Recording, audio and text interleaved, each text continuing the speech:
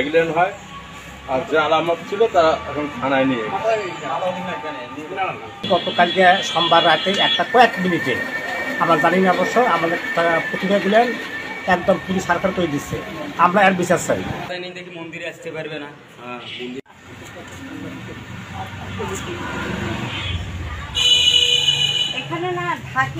প্রথমত সূত্রাজ বহুত দিন থেকে সমাজ নিয়ে বিরোধিতা চলতেছে।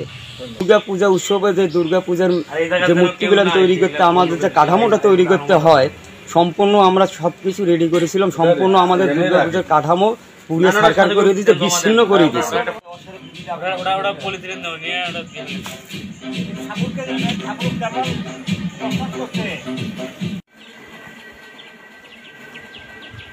আর একটা তালা লাগার পর ও ফির একটা যেই তালা লাগাই দিচ্ছে। দেওয়ার পর আমরা প্রতিমাগুলো ওখানে ঢাকি রাখছি। জায়গা পাই না এখন কোথায় রাখবো, ওখানে আমরা পলিথিন দিয়ে তার উপর আমি সাইমেনা টাঙাচ্ছি দিয়ে ঢাকি রাখছি।